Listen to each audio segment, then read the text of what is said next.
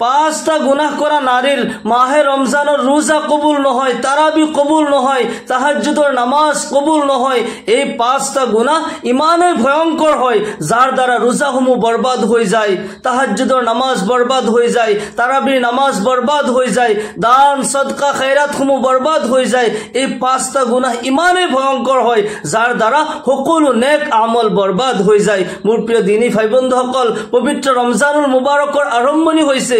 এই মাহ আহিছে ৰহমত লৈ, এই মাহ আহিছে বৰকত লৈ, এই মাহ আহিছে মাগফিৰাত লৈ, এই মাহ আহিছে নাজাত লৈ। আল্লাহ ৰব্বুল আলামিন পবিত্ৰ মাহ আমাক দান কৰিছে আমাৰ জীৱনৰ গুনাহ খাতাবোৰ মাফ কৰি দিবলৈ। মোৰ প্ৰিয় দিনী ভাই বন্ধুসকল, পবিত্ৰ ৰমজানুল মুবাৰক পোৱাৰ পিছতো আমি যদি আমাৰ জীৱনৰ আমলৰ দ্বাৰা এই মাহত আল্লাহৰ ইবাদত কৰি আল্লাহৰ সন্তুষ্টি হাসিল কৰিব নোৱাৰো, নিজৰ গুনাহবোৰ মোচন কৰাব নোৱাৰো, তেন্তে আমাৰ দৰে নিকৃষ্ট ব্যক্তি আৰু কোন হ'ব পাৰে? মোৰ প্ৰিয় দিনী ভাই বন্ধুসকল, এদিনাখন ৰমজানুল মুবাৰকৰ মাহ আছিল আৰু শুক্ৰবাৰৰ দিন আছিল। আল্লাহৰ নবী জনাবে মুহাম্মদুৰ ৰাসূলুল্লাহ সাল্লাল্লাহু আলাইহি ওয়াসাল্লাম মসজিদ নববীৰ সিঁড়িত উঠি আছিল। এনে অৱস্থাত নবী সাল্লাল্লাহু আলাইহি ওয়াসাল্লাম তিনিবাৰ আমিন আমিন আমিন বুলি ক'লে। সাহাবাসকলে প্ৰশ্ন কৰিলে, ইয়া ৰাসূলুল্লাহ সাল্লাল্লাহু আলাইহি ওয়াসাল্লাম, আপুনি তিনিবাৰ আমিন আমিন বুলি ক'লে কাৰণটো কি? আল্লাহৰ নবী সাল্লাল্লাহু আলাইহি ওয়াসাল্লামৰ প্ৰতিটি আমাল সাহাবাসকলে নোট কৰিছিল। যেতিয়া দেখা পালে নবী সাল্লাল্লাহু আলাইহি ওয়াসাল্লাম তিনিবাৰ আমিন আমিন বুলি ক'লে, তেওঁলোকে জানাৰ কাৰণে প্ৰশ্ন কৰিলে, নবীয়ে কিয় তিনিবাৰ আমিন আমিন বুলি ক'লে? তেতিয়া আল্লাহৰ নবী জনাবে মুহাম্মদুৰ ৰাসূলুল্লাহ সাল্লাল্লাহু আলাইহি ওয়াসাল্লাম উত্তৰত কয়, হে মোৰ সাহাবাসকল, মই যেতিয়া আমিন আমিন বুলি কওঁ, এই ঠাইত আল্লাহৰ ফেৰিস্তা হযৰত জিব্ৰাইল আলাইহিস সালাম উপস্থিত আছিল আৰু তেওঁ কৈ আছিল যে ইয়া ৰাসূলুল্লাহ সাল্লাল্লাহু আলাইহি ওয়াসাল্লাম, যিজনে পবিত্ৰ ৰমজানুল মুবাৰক তাৰ জীৱনত পোৱাৰ পিছতো আল্লাহৰ ইবাদত কৰি তাৰ জীৱনৰ গুনাহবোৰ মাফ কৰাব নোৱাৰিলে, আল্লাহৰ সন্তুষ্টি হাসিল কৰিব নোৱাৰিলে, সেইজন বদবখত হয়, সেইজনৰ দৰে নিকৃষ্ট ব্যক্তি এই পৃথিৱীত কোনো নাই, সেইজন ধ্বংস হৈ যাক। তেতিয়া মই কৈছিলোঁ আমিন। নবী সাল্লাল্লাহু আলাইহি ওয়াসাল্লামে কয়, দ্বিতীয়বাৰ আমিন বুলি কোৱাৰ কাৰণটো হ'ল জিব্ৰাইল আলাইহিস সালামে কৈ আছিল, ইয়া ৰাসূলুল্লাহ সাল্লাল্লাহু আলাইহি ওয়াসাল্লাম, যি সন্তানে তাৰ জীৱনত পিতৃ মাতৃ পোৱাৰ পিছতো পিতৃ মাতৃৰ খিদমত কৰি জান্নাত হাসিল কৰিব নোৱাৰিলে, সেইজন বদবখত হয়, সেইজনৰ দৰে নিকৃষ্ট দুৰ্ভগীয়া মানুহ এই পৃথিৱীত কোনো নাই, সেইজন ধ্বংস হৈ যাক। তেতিয়া মই কৈছিলোঁ আমিন। তৃতীয়বাৰ হযৰত জিব্ৰাইল আলাইহিস সালামে কৈ আছে, ইয়া ৰাসূলুল্লাহ সাল্লাল্লাহু আলাইহি ওয়াসাল্লাম, আপোনাৰ যি উম্মতে আপোনাৰ নাম শুনাৰ পিছতো, ৰাসূলৰ নাম শুনাৰ পিছতো দুৰুদ নপঢ়িলে, সাল্লাল্লাহু আলাইহি ওয়াসাল্লাম নপঢ়িলে, সেইজন বদবখত হয়, সেইজন কৃপণ হয়, সেইজনৰ দৰে নিকৃষ্ট ব্যক্তি পৃথিৱীত কোনো নাই, সেইজন ধ্বংস হৈ যাক। তেতিয়া মই কৈছিলোঁ আমিন। মোৰ প্ৰিয় দিনী ভাই বন্ধুসকল, ৰমজানৰ মাহ আহিছে। আমাৰ জীৱনত আল্লাহ ৰব্বুল আলামিনে পবিত্ৰ ৰমজানুল মুবাৰক দান কৰিছে। এই মাহৰ এটা নফলৰ দাম ইমানেই হয় যে অন্য মাহত এটা ফৰজ আদায় কৰিলে যিমান সওয়াব, এই মাহৰ এটা নফলৰ ইমান দাম হয়। সুবহানাল্লাহ। এই মাহত এটা ফৰজ অন্য মাহৰ 70টা ফৰজৰ সমান সওয়াব আল্লাহ ৰব্বুল আলামিনে দান কৰে। এই মাহৰ প্ৰতিটি নেক আমলৰ বদলা 70 গুণকৈ আল্লাহ ৰব্বুল আলামিনে বঢ়াই দিয়ে। এই মাহত যিমান বেছি বেছিকৈ আমি পাৰোঁ আল্লাহৰ ইবাদত কৰি আল্লাহৰ সন্তুষ্টি হাসিল কৰিব লাগে। আমি যিমান বেছি পাৰোঁ আল্লাহৰ ইবাদত কৰি আমাৰ জীৱনৰ গুনাহবোৰ মোচন কৰাব লাগে। আল্লাহ তাআলাৰ ওচৰত দুআ ইস্তিগফাৰ কৰিব লাগে। বান্দাই কেতিয়াবা এনেকুৱা নেক আমল কৰে, এনেকুৱা পুণ্যৰ কাম কৰি লয় যাৰ দ্বাৰা তেওঁলোকে আল্লাহৰ সন্তুষ্টি লাভ কৰি লয়, আল্লাহৰ পছন্দনীয় বান্দা হৈ যায়। আকৌ ইয়াৰ লগতে এনেকুৱা কিছুমান ভুল কৰে, এনেকুৱা কিছুমান পাপ কৰে যাৰ দ্বাৰা এই সকলো নেক আমল ধ্বংস হৈ যায়। এজন বান্দা গোটেই জীৱন 5 ওয়াক্তৰ নামাজ পঢ়িলে, মাহে ৰমজানৰ ৰোজা ৰাখিলে, তাহাজ্জুদৰ নামাজ পঢ়িলে, তাৰাবিৰ নামাজ পঢ়িলে, দান সদকা খায়ৰাত কৰিলে, বহুত পুণ্যৰ কাম দুনিয়াত থাকোতে তেওঁ কৰিলে, কিন্তু যেতিয়া হাসৰৰ ময়দানত উপস্থিত হ'ল, আমলসমূহ যেতিয়া হিসাব কৰিব লয়, তেতিয়া দেখিছে তেওঁৰ কোনো নেক আমল নাই। তো আল্লাহ রব্বুল আলামিনক কয়, ইয়া আল্লাহ, মই দুনিয়াত থাকোতে বহুত নেক আমল কৰিছো, কিন্তু মোৰ সেই আমলসমূহ ক'ত গ'ল? মইতো দেখিবলৈ পোৱা নাই। মোৰ সেই পুণ্যৰ কামবোৰ ক'ত? আল্লাহ ৰব্বুল আলামিন উত্তৰত কয় তোমাৰ নেক আমলসমূহ তুমি দুনিয়াত থাকোতে ধ্বংস কৰি দিছা, এতিয়া তোমাৰ কোনো ধৰণৰ নেক আমল নাই, এতিয়া তুমি জাহান্নামলৈ যোৱা। নাউজুবিল্লাহ। মোৰ প্ৰিয় দিনী ভাই বন্ধুসকল, আমি কেতিয়াবা বহুত ভাল আমল কৰোঁ, বহুত নেক আমল কৰোঁ, যাৰ কাৰণে আল্লাহৰ পছন্দনীয় বান্দা হৈ যাওঁ, কিন্তু ইয়াৰ লগতে কিছুমান এনেকুৱা ধৰণৰ জঘন্য পাপ কৰোঁ যাৰ কাৰণে আমাৰ নেক আমলসমূহ বৰবাদ হৈ যায়। আমি জানিব লাগিব সেইখিনি গুনাহ কি, যাৰ পৰা আমি বাচি থাকাটো অত্যন্ত জৰুৰী হয়। ইয়াৰ মতলব এনেকুৱা নহয় যে কোনো এজন ব্যক্তি এই 5টা গুনাহত লিপ্ত হৈ আছে, তেওঁ ভাবিলে যে মইতো যিমান ইবাদত কৰিলেও আল্লাহ কবুল নকৰে, মোৰ নামাজ ৰোজা সদকা খৈৰাত আল্লাহটো কবুল নকৰে, গতিকে মই নামাজ পঢ়ি কি লাভ, ৰোজা ৰাখি কি লাভ। এইটো বহুত ডাঙৰ মূৰ্খামি হ'ব, কাৰণ আমি যেতিয়ালৈকে সেই গুনাহৰ বিষয়ে নাজানিম তেতিয়া আমি সতৰ্ক হ'ব নোৱাৰিম। আমি সেইখিনি জানিব লাগিব। আৰু আমাৰ মাজত যদি এনেকুৱা ধৰণৰ পাপ আছে, আমি যদি এনেকুৱা ধৰণৰ গুনাহত লিপ্ত হৈ আছো, আজি আমি তৌবা কৰোঁ, নহ'লে গোটেই জীৱন বৰবাদ হৈ যাব, ইহকাল পৰকাল বৰবাদ হৈ যাব, জীৱনত অশান্তি নামি আহিব। মোৰ প্ৰিয় দিনী ভাই বন্ধুসকল, 1 নম্বৰ গুনাহ হৈছে হাসাদ। অন্তৰত যদি কাৰোবাৰ প্ৰতি হিংসাৰ ভাৱ থাকে, হাসাদৰ অৰ্থ হৈছে আল্লাহ তাআলাই কাৰোবাক নিয়ামত দান কৰিছে, সেই নিয়ামতৰ প্ৰতি হিংসা কৰা। ফৰ এক্সাম্পল, এজন ব্যক্তিৰ ভায়েকে গাড়ী লৈছে, তাৰ অন্তৰত হিংসা আহিছে যে মোৰ ভায়েকৰ গাড়ী ধ্বংস হৈ যাক, এক্সিডেণ্ট হোক, নহ'লে চোৰে লৈ যাক, কিবা নহয় কিবা কাৰণত এই গাড়ী ধ্বংস হৈ যাক, মই পাওঁ নাপাওঁ এইটো কোনো উদ্দেশ্য নহয়, কিন্তু তাৰ এই গাড়ী থাকিব নালাগে। এইটো হৈছে হাসাদ। কাৰোবাৰ নিয়ামত দেখা পাই হিংসা কৰা, কাৰোবাৰ ধন সম্পত্তি দেখা পাই, কাৰোবাৰ জীৱনত শান্তি দেখা পাই হিংসা কৰা, এইবোৰ কৰিলে জীৱনৰ নেক আমলসমূহ বৰবাদ হৈ যায়, সকলো নেক আমল বৰবাদ হৈ যায়, ইহকাল পৰকাল বৰবাদ হৈ যায়। হাসাদ এনেকুৱা ধৰণৰ জঘন্য পাপ হয় যাৰ দ্বাৰা আল্লাহৰ ৰসুল জনাবে মুহাম্মদুৰ ৰাসূলুল্লাহ সাল্লাল্লাহু আলাইহি ওয়াসাল্লাম ইৰশাদ কৰে, হাসাদ কৰিলে, হিংসা কৰিলে নেক আমলসমূহ এনেকুৱাকে ধ্বংস হৈ যায় যিদৰে জুয়ে শুকান খৰি খাই শেষ কৰি দিয়ে। নাউজুবিল্লাহ। হাসাদ অন্তৰত থাকিলে নেক আমলসমূহ এই হাসাদে এনেকৈ ধ্বংস কৰে যিদৰে জুয়ে শুকান খৰি খাই ছাই কৰি দিয়ে। এগৰাকী মহিলা এজন আল্লাহৰ ওলিৰ ওচৰত গ'ল আৰু যাই কৈ আছে, হুজুৰ, মোৰ জীৱনত বহুত অশান্তি, মই 5 ওয়াক্তৰ নামাজ পঢ়ো, ৰোজাও ৰাখো, তাহাজ্জুদৰ নামাজ পঢ়ো, সদকা খৈৰাত কৰো, কিন্তু আল্লাহ ৰব্বুল আলামিন মোৰ দুআসমূহ কবুল নকৰে। মোৰ জীৱনত অশান্তি, ইমানেই পেৰেশানি যে এটা পেৰেশানি যোৱাৰ লগে লগে আৰু এটা পেৰেশানি দেখা দিয়ে, সমস্যাৰ পিছত সমস্যা, চেইন সিস্টেম সমস্যাবোৰ আহিয়েই থাকে। হুজুৰ, মোৰ কোন ভুলৰ কাৰণে জীৱনত এনেকুৱা ধৰণৰ পেৰেশানিবোৰ হৈ আছে, অশান্তি হৈ আছে? ইয়াৰ বিপৰীতে মোৰ ওচৰ চুবুৰীয়াৰ এগৰাকী মহিলা, তেওঁ দেখোন আল্লাহৰ ভালকে ইবাদত নকৰে, নামাজ ৰোজাও ভালকে নকৰে, কিন্তু তেওঁৰ জীৱনত শান্তিয়ে শান্তি, তেওঁ যি বিচাৰে লগে লগে পাই যায়। হুজুৰ, ইয়াৰ কাৰণটো কি? আল্লাহৰ ওলিজন মহিলাগৰাকীৰ কথাত বুজি পোৱাৰ আৰু বাকী নাথাকিল যে এইগৰাকী মহিলাৰ অন্তৰত হাসাদে ভৰপূৰ হৈ আছে, আনৰ প্ৰতি হিংসা ভাৱ অন্তৰত ভৰপূৰ হৈ আছে। মহিলাগৰাকীক বুজাবলৈ এগিলাচ পৰিষ্কাৰ পানী লৈ আহিল আৰু টেবুলৰ ওপৰত ৰাখি দিলে। অলপ পিছতে লৈ আহিল জহৰৰ বটল আৰু জহৰৰ বটলৰ পৰা 1 টোপাল জহৰ এই গিলাচত দি দিলে আৰু মহিলাগৰাকীক ক'লে, এগিলাচ পানী আপুনি খাই দিয়ক। মহিলাগৰাকী প্ৰথমৰ পৰা শেষলৈকে চাই আছে, পৰিষ্কাৰ পানী লৈ আহিছে, তাতে আকৌ জহৰ দি দিছে।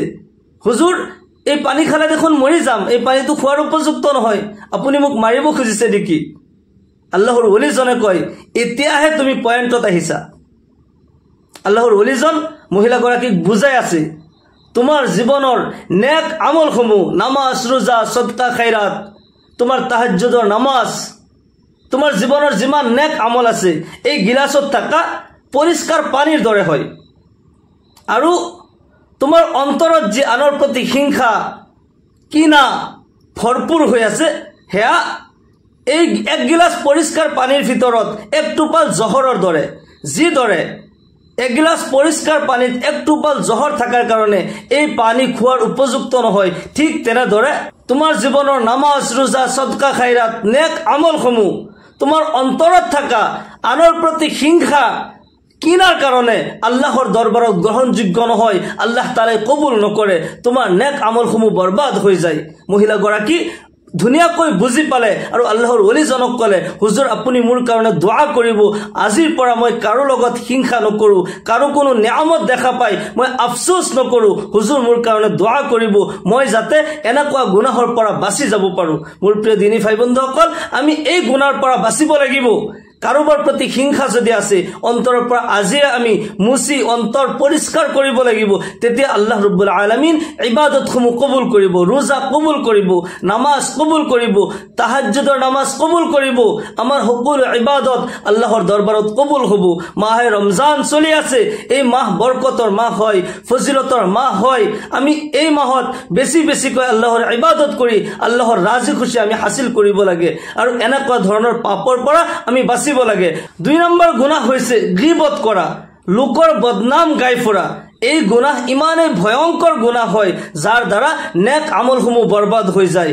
নামাজ রোজা সদকা খায়রাতসমূহ বরবাদ হয়ে যায় এই গুনাহ ইমানে ভয়ঙ্কর হয় যার দ্বারা দুনিয়া ও আখিরাত বরবাদ হয়ে যায় সমাজত অশান্তির সৃষ্টি হয় গীবত এনেকুৱা ধৰণৰ পাপ হয় আল্লাহৰ ৰাসূল জনাবে মুহাম্মদুৰ ৰাসূলুল্লাহ সাল্লাল্লাহু আলাইহি ওয়াসাল্লামে কয় আল গীবাতু আশাদ্দু মিনাজ জিনা গীবত জিনাতকৈ আৰু ভয়ঙ্কৰ পাপ হয় সাহাবাসকলে প্ৰশ্ন কৰিলে ইয়া ৰাসূলুল্লাহ সাল্লাল্লাহু আলাইহি ওয়াসাল্লাম গীবত এনেকুৱা ভয়ঙ্কৰ পাপ নে যে জিনাৰ গুণাতকৈ আৰু ভয়ঙ্কৰ হয় আল্লাহৰ ৰাসূল জনাবে মুহাম্মদুৰ ৰাসূলুল্লাহ সাল্লাল্লাহু আলাইহি ওয়াসাল্লাম উত্তৰত কয় হে মোৰ সাহাবাসকল কোনো এজন ব্যক্তি যদি শয়তানৰ ধোকাত পৰি বা জ্ঞানৰ অভাৱত যদি জিনা কৰিলে জিনাটো অত্যন্ত ভয়ঙ্কৰ পাপ হয় শিৰক হয় এই গুনাহ যদি কোনো এজন ব্যক্তিয়ে কৰিলে আৰু তেও যেতিয়া বুজি পালে আৰু আল্লাহৰ ওচৰত দোয়া কৰিলে ইস্তিগফাৰ কৰিলে তওবা কৰিলে হ'ব পাৰে আল্লাহ তাআলা সেইজন ব্যক্তিক মাফ কৰিও দিব পাৰে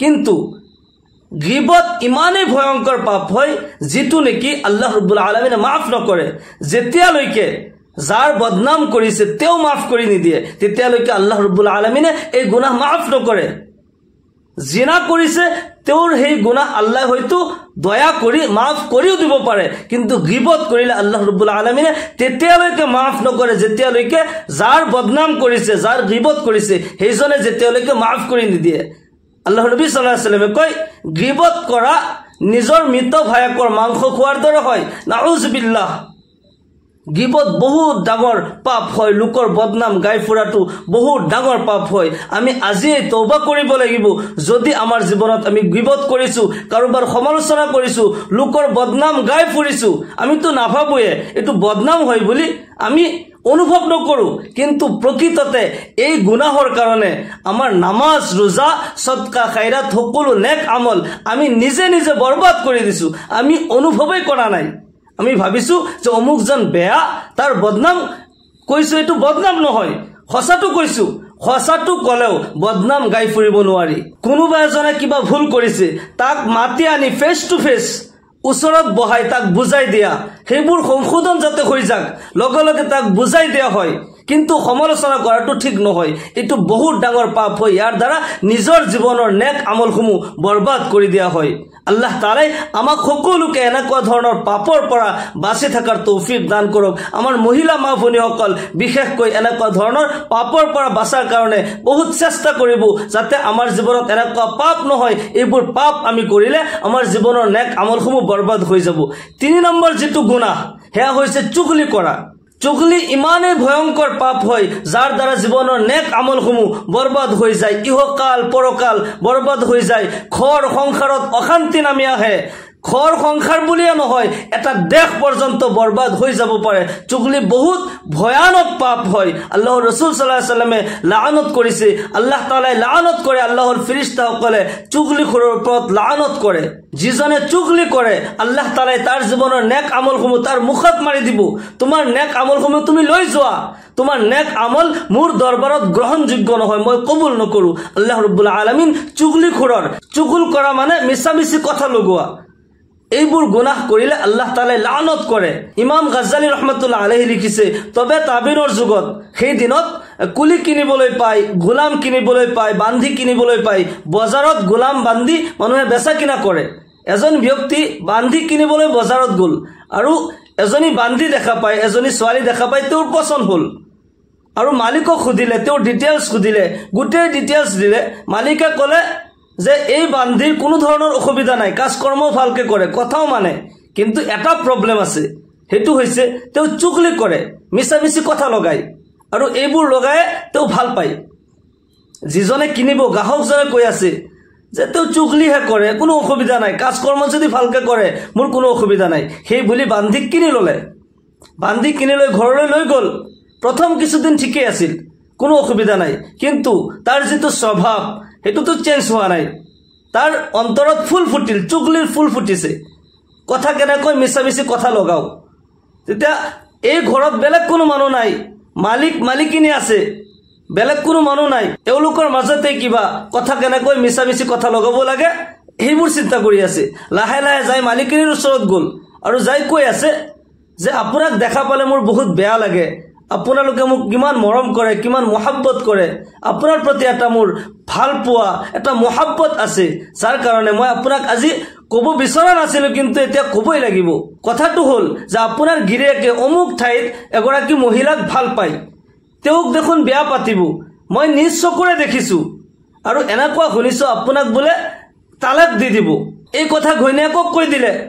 এইফালে গিৰিয়েকৰ ওচৰত আহি কৈ আছে যে মহাশয়, আপুনি মোক কিনি আনিছে, আপোনাৰ প্ৰতি মোৰ এটা শ্ৰদ্ধা, এটা ভাল পোৱা আছে, আপোনাৰ প্ৰতি মোৰ এটা দায়িত্ব আছে যে কেনেকৈ আপোনাৰ সংসাৰখন ভাল হয়, মই এটা ভাল চিন্তা কৰিবই লাগিব। মই যদিও ক'ব বিচৰা নাই, কিন্তু মই নিজ চকুৰে যেতিয়া দেখিছোঁ মই সহ্য কৰিব পৰা নাই। মহাশয়, আপুনি অলপ সাৱধানে থাকিব। মই দেখিছোঁ যে আপোনাৰ ঘৈণীয়েকে অমুক এজন ব্যক্তিক ভাল পায়, তেওঁৰ লগত বোলে বিয়া হ'ব। এতিয়া তেওঁলোকে চিন্তা কৰি আছে আপোনাক কেনেকৈ ৰাস্তাৰ পৰা সাইড কৰি দিব পাৰে। আপোনাক যদি ৰাস্তাৰ পৰা সাইড কৰি দিব পাৰে, তেওঁলোকৰ ৰাস্তা ক্লিয়াৰ হয়, আপুনি সাৱধানে থাকিব। দুইজনৰ অন্তৰতে হিংসাৰ বীজ ৰোপণ কৰি দিলে, দুইজনকে ভয় খুৱাই দিলে। এইফালে আকৌ ঘৈণীয়েকৰ ওচৰত আহি কৈ আছে আপুনি যদি আপোনাৰ সংসাৰ বচাব বিচাৰে তেতিয়াহ'লে অমুক ঠাইত মই এজন কবিৰাজক চিনি পাওঁ, তেওঁ তাবিজ দিয়ে, ইয়াৰ কাৰণে আপোনাৰ গিৰিয়েকৰ 3ডাল চুলি লাগিব, চুলি লৈ যদি আপুনি যাব পাৰে তেওঁ তাবিজ দিব, আপোনাৰ স্বামী আপোনাৰে হৈ থাকিব। আপুনি যদি বিচাৰে যে আপোনাৰ স্বামী চিৰদিন আপোনাৰে থাকক, তেতিয়াহ'লে আপুনি এই কাম কৰিব লাগিব। আপুনি এতিয়াও সজাগ হওক। এতিয়া ঘৈণীয়েকে চিন্তা কৰি আছে কেতিয়া সুবিধা পাওঁ আৰু গিৰিয়েকৰ মূৰৰ পৰা চুলি 3ডাল কাটি লওঁ, এই ধান্দাত আছে। সেইফালে গিৰিয়েকক যাই ভয় লগাই দিছে আপুনি সাৱধানে থাকিব, আপোনাক মাৰাৰ ধান্দা লৈছে। গিৰিয়েক যদিও ৰাতি বিচনাত শুইছে, কিন্তু টোপনি অহা নাই, তেওঁৰ চিন্তা, মনত ভয়, কেতিয়া মোৰ বিবি আহি মোক মাৰি পেলাই। বিচনাৰ তলত, গাৰুৰ তলত তলুৱাৰ লৈ শুইছে, আৰু ঘৈণীয়েক এইফালে আছে এই ধান্দাত যে কেতিয়া স্বামী টোপনি যাব আৰু মূৰৰ পৰা চুলি কাটি আনিব। চিন্তা কৰিব, কোনো কাৰো দুশ্মন কিন্তু নহয়, কিন্তু ইজনে সিজনক ভয় কৰি আছে। কিহৰ কাৰণে? এই কথা লগাই দিয়াৰ কাৰণে, মিছা কথা লগাই দিয়াৰ কাৰণে। ৰাতি গিৰিয়েক যেতিয়া বহুত সময় শুই থাকি নাক বজাবলৈ ধৰিলে, তেওঁ আচলতে টোপনি যোৱা নাই, তেওঁ পৰীক্ষাহে কৰিব লৈছিল, নাক বজাব ধৰিলে। ঘৈণীয়েকে এতিয়া চিন্তা কৰিলে যে স্বামী এতিয়া টোপনি গৈছে, মূৰৰ পৰা চুলি কাটাত এতিয়াই মোৰ সুযোগ। চুৰি উলিয়াই লৈ মূৰৰ ওচৰত লাহে লাহে যাই আছে। গিৰিয়েকে লাহে লাহে চকু মেলি যেতিয়া দেখিলে ঘৈণীয়েকে মাৰিবলৈ আহি আছে, হাতত চুৰি, মোৰ ফালে ডাইৰেক্ট আহি আছে, হা তুমি মোক মাৰিবলৈ আহিছা, লগে লগে বিচনাৰ তলৰ পৰা চুৰি উলিয়াই ঘৈণীয়েকক কতল কৰি দিলে। নাউজুবিল্লাহ, কিমান ডাঙৰ এটা ভয়ংকৰ কাণ্ড হৈ গ'ল। এইফালে ঘৈণীয়েকৰ ঘৰৰ মানুহে যেতিয়া গম পালে যে জোৱাই আমাৰ ছোৱালীক মাৰি পেলাইছে, তেওঁলোক আহি জোৱাইক কতল কৰি দিলে। সেই দেখা পাই এই গাঁৱৰ মানুহে, তেওঁলোক যে অমুক গাঁৱৰ পৰা আহি আমাৰ গাঁৱত মাৰামাৰি কৰিছা, মানুহ মাৰিছা, আমি তহঁতক এনে এৰি নিদিওঁ। এই গাঁৱৰ মানুহ তেওঁলোকৰ লগত ডন লাগি গ'ল, তেজৰ নৈ বৈ গ'ল। কিহৰ কাৰণে হ'ল? সেইগৰাকী চুগলিখোৰ মহিলাৰ কাৰণে। গতিকে চুগুল যদি কৰিছে, মিছামিছি কথা লগাইছে, আজিও সাৱধান হৈ যাক, নহ'লে জীৱনৰ সকলো নেক আমলসমূহ বৰবাদ হৈ যায়, ইহকাল পৰকাল বৰবাদ হৈ যাব। আজি সাৱধান হওক, নহ'লে ৰোজা, তাৰাবিৰ নামাজ, সদকা খাইৰাত, তাহাজ্জুদৰ নামাজ সকলো বৰবাদ হৈ যাব। আজিয়ে সতৰ্ক হওক। যদি এনেকুৱা সিফত, এনেকুৱা পাপ যদি আপোনাৰ মোৰ জীৱনত আছে, আমি আজি তওবা কৰি লওঁ, আৰু যাতে ভৱিষ্যতত কোনোদিনে এনেকুৱা ধৰণৰ পাপ নকৰোঁ, কোনোদিন যাতে চুগলি নকৰোঁ। মোৰ প্ৰিয় দিনী ভাই বন্ধুসকল, 4 নম্বৰ গুনাহ হৈছে অবাধ্য নাৰী, যি নাৰী স্বামীক অৱহেলা কৰে, স্বামীৰ কথা নামানে।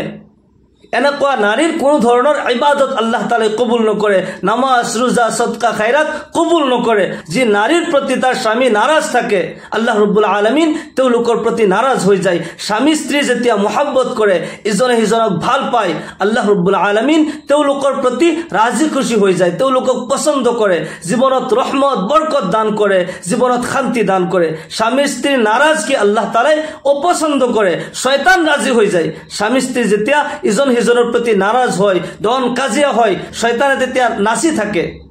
স্বামী স্ত্ৰীৰ মহব্বত আল্লাহ ৰব্বুল আলামিনে ভাল পায়, কিয়নো এই বন্ধন আল্লাহ তাআলাই জান্নাতত সজাই দিছিল। স্বামী কিংবা তো স্ত্ৰী ইজন সিজনৰ অবাধ্য হ'ব নালাগে। স্বামী স্ত্ৰীৰ মাজত মহব্বত হলে আল্লাহ ৰব্বুল আলামিন তেওঁলোকৰ প্ৰতি ৰাজি খুশি হৈ যায়, জীৱনত শান্তি আহে, তেতিয়া আল্লাহ তাআলাই ইবাদতসমূহ কবুল কৰে। এগৰাকী মহিলা যেতিয়া ইন্তেকাল হৈ যায়, তেওঁৰ স্বামীয়ে যদি কয় মোৰ স্ত্ৰী বহুত ভাল আছিল, তেতিয়া হলে আল্লাহ নবী সাল্লাল্লাহু আলাইহি ওয়াসাল্লামে কয় সেইগৰাকী মহিলা প্ৰকৃততে ভাল আৰু তেওঁ জান্নাতি হয়। সুবহানাল্লাহ। এজন পুৰুষ যদি ইন্তেকাল হয়, তেওঁৰ স্ত্ৰীয়ে যদি কয় মোৰ স্বামী বহুত ভাল আছিল, আল্লাহ নবী সাল্লাল্লাহু আলাইহি ওয়াসাল্লামে কয় সেইজন পুৰুষ প্ৰকৃততে প্ৰশংসনীয়, তেওঁ ভাল হয়, তেওঁ জান্নাতি হয়। সুবহানাল্লাহ। গতিকে স্বামী স্ত্ৰীৰ মহব্বত থাকিব লাগে। স্বামী স্ত্ৰীৰ মাজত নাৰাজগি হলে আল্লাহ ৰব্বুল আলামিন নাৰাজ হৈ যায়, জীৱনৰ নেক আমলসমূহ বৰবাদ হৈ যায়। 5 নম্বৰ গুনাহ হৈছে অবাধ্য সন্তান। যি সন্তান পিতৃ মাতৃক নাৰাজ কৰিছে, তেওঁলোকৰ কোনো ধৰণৰ ইবাদত আল্লাহ ৰব্বুল আলামিনৰ দৰবাৰত গ্ৰহণযোগ্য নহয়। যি সন্তানে তাৰ জীৱনত পিতৃ মাতৃ পোৱাৰ পিছতো পিতৃ মাতৃৰ খিদমত কৰি জান্নাত হাসিল কৰিব নোৱাৰিলে, তেওঁ নিকৃষ্ট ব্যক্তি হয়। তাৰ জীৱন ধ্বংস হৈ যোৱাৰ কাৰণে, তাৰ ইহকাল পৰকাল বৰবাদ হৈ যোৱাৰ কাৰণে আল্লাহৰ ফেৰেশতাই পৰ্যন্ত কৈছে, নবীয়ে আমিন বুলি কৈছে। আপুনি যদি নিজৰ পিতৃ মাতৃক যদি নাৰাজ কৰিছে, আজি তেওঁলোকৰ ওচৰত যাই ক্ষমা প্ৰাৰ্থনা কৰক। আল্লাহ ৰব্বুল আলামিন কোরআনে কারিমত কয় ওয়া কাযা রাব্বুকা আল্লা তা'বুদু ইল্লা ইয়্যাহু ওয়া বিল ওয়ালিদাইনি ইহসানা ইম্মা ইয়াবলুগান্না ইনদাকাল কিবার আহাদুহুমা আও কিলাহুমা ফালা তাকুল লাহুমা উফফি ওয়া লা তানহারহুমা ওয়া কুল লাহুমা কওলান কারীমা। আল্লাহ রব্বুল আলামিনে কয় তোমালোকৰ প্ৰতিপালকে ইয়া হুকুম কৰিছে, ফয়সালা কৰিছে, তেওঁৰ বাহিৰে অন্য কাৰো ইবাদত নকৰিবা, কিন্তু তোমালোকৰ পিতৃ মাতৃৰ লগত সৎ ব্যৱহাৰ কৰিবা, ভাল ব্যৱহাৰ কৰিবা, তেওঁলোকক নাৰাজ নকৰিবা। তেওঁলোকৰ দুইজন কিংবা তো কোনোবা এজন যদি তোমাৰ জীৱনত তুমি পোৱা বৃদ্ধ অৱস্থাত হৈ যায়, তেওঁলোক বৃদ্ধ হয়, তেওঁলোকৰ আগত উফ শব্দটো ব্যৱহাৰ নকৰিবা। তেওঁলোকৰ আগত নিজকে নতশিৰ কৰি বাধ্য কৰি ৰাখিবা, এনেকুৱাকে নিজকে পেশ কৰিবা যে তুমি তেওঁলোকৰ বাধ্য হয়। আল্লাহ ৰব্বুল আলামিনে শিকাই দিছে, আল্লাহ তাআলাই হুকুম কৰিছে পিতৃ মাতৃক সন্মান কৰা, তেওঁলোকৰ খিদমত কৰা, তেতিয়া তোমালোকে জান্নাত হাসিল কৰিব পাৰিবা। পবিত্ৰ ৰমজানৰ মাহ চলি আছে, যদি পিতৃ মাতৃ দুনিয়াত আছে, যদি তেওঁলোকক নাৰাজ কৰিছো, তেওঁলোকক ৰাজি খুশি কৰো, মাফি বিচাৰো। যদি দুনিয়াত নাই, কবৰস্থানলৈ যাওঁ, তেওঁলোকৰ ৰুহৰ কাৰণে, ৰুহৰ মাগফিৰাতৰ কাৰণে আমি দোয়া কৰো। পিতৃ মাতৃৰ ৰুহে যদি শান্তি পাই যায়, তেওঁলোকৰ ৰুহৰ পৰা যেটো দোয়া আহিব আমাৰ কাৰণে বহুত মূল্যৱান হয়। মোৰ প্ৰিয় দিনী ভাই বন্ধুসকল, এই মাহৰ প্ৰতিটি ইবাদতৰ বদলা আল্লাহ তাআলাই 70 গুণকৈ বঢ়াই দিয়ে। এই মাহ এটা বাম্পাৰ অফাৰ হয়, আমি এই অফাৰ ল'ব লাগে। এই মাহত আল্লাহৰ ইবাদত কৰি আমি আল্লাহৰ সন্তুষ্টি হাসিল কৰিব লাগে। আৰু এনেকুৱা ধৰণৰ পাপৰ পৰা আমি বাচি গলে আল্লাহ তাআলাই আমাৰ নামাজসমূহ, আমাৰ ৰোজাসমূহ, তসবিহ তাহলিল সদকা খায়ৰাত সকলো ইবাদত আল্লাহ তাআলাই কবুল কৰিব। আল্লাহ ৰব্বুল আলামিন আমাক সকলোকে এই মাহত বেছি বেছি ইবাদত কৰাৰ তৌফিক দান কৰক। আমাক সকলোকে তামাম কিসিমৰ গুনাহৰ পৰা বাচি থাকাৰ তৌফিক দান কৰক। সকলোকে আল্লাহুম্মা আমিন। ওয়া আখিৰু দাওয়ানা আনিল হামদুলিল্লাহি ৰাব্বিল আলামিন। আসসালামু আলাইকুম ওয়া ৰাহমাতুল্লাহি ওয়া বাৰাকাতুহু।